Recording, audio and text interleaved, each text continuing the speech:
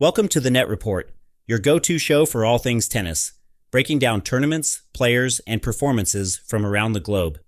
I'm your host, and today we're diving into the 2025 Italian Open, a tournament that delivered history, dominance, and drama on the red clay of Rome. Let's get into it. Carlos Alcaraz finally added the Italian Open to his growing list of Masters 1000 titles. The 21-year-old Spaniard defeated home favorite and world number one Jannik Sinner in straight sets, 7-6, 6-1. This was a highly anticipated clash, two of the brightest young stars in the game, and Alcaraz came out on top in convincing fashion. The first set was a classic, decided in a tense tiebreaker that Alcaraz edged 7-5. From there, the match tilted sharply in his favor. Alcaraz used a mix of heavy topspin, aggressive court positioning, and timely net play to dismantle Sinner, who struggled with his movement as the match wore on. With this win, Alcaraz captured his 7th career Masters 1000 title and now leads the head-to-head over Sinner 7-4. It also ended Sinner's remarkable 26-match win streak, which dated back to the start of the season. Alcaraz walked away with nearly €1 million in prize money and 1,000 ATP ranking points, reasserting himself as a top threat heading into Roland Garros. On the women's side, Italy had reason to celebrate. Jasmine Paolini became the first Italian woman in 4 decades to win the Italian Open, defeating Coco Gauff 6-4, 6-2 in front of a raucous home crowd. This was a career-defining moment for Paolini. The 28-year-old had never made it past the quarterfinals at this level before, but this week, everything came together. She played smart, measured tennis, and used the clay court to her advantage, moving beautifully and forcing errors from her opponents.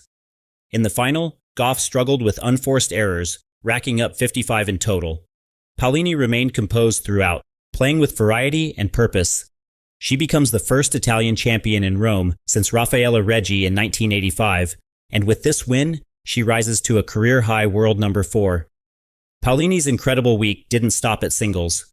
Teaming up with veteran Sara Errani, the duo claimed the women's doubles crown by defeating Elise Mertens and Veronika Kudermetova in straight sets, 6-4, 7-5. That made Paolini the first Italian woman in history to win both the singles and doubles titles at the same Italian Open. The chemistry between Paolini and Errani was undeniable. Their court coverage and tactical awareness helped them navigate a strong doubles field. Errani, now 37, continues to be a force on the doubles circuit, and her experience clearly paid off. In the men's doubles draw, the title went to Marcelo Arevalo and Mate Pavic. They edged past French duo Sadio Doumbia and Fabien Reboul in a tight match, 6-4, 6-7, 13-11. It was a back-and-forth affair with both teams saving match points, but Arevalo and Pavic stayed clutch in the super tiebreak. Their serve and volley game, paired with excellent poaching at the net, made the difference. This is their 2nd title of the season, and a boost heading into the French Open, where they'll be among the contenders. A few more quick hits from Rome. This was Jannik Sinner's first tournament back from a brief injury layoff. Despite the loss in the final, his run to the championship match showed he's still a major force this season.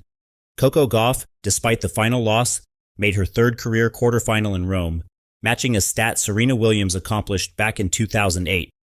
One major development, the 2025 edition, marked the final Italian Open in Rome.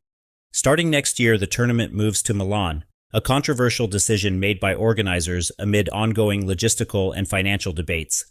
It's worth noting that, despite both draws being equally competitive, the men's singles champion earned €985,030, while the women's champion took home €650,000. The WTA had announced plans to close the pay gap at combined events, but the Italian Open fell short again this year. The debate continues. So there you have it, an unforgettable week at the Italian Open. Carlos Alcaraz reclaims his dominance. Jasmine Paolini delivers the storybook moment of the season. And Rome says goodbye after decades of hosting one of tennis's most iconic events. Thanks for listening to the Net Report. If you enjoyed this recap, be sure to subscribe, leave a like, and follow us for more in-depth tennis coverage from around the globe. We'll be back soon with a full preview of Roland Garros. Until then, stay sharp and keep your eye on the baseline.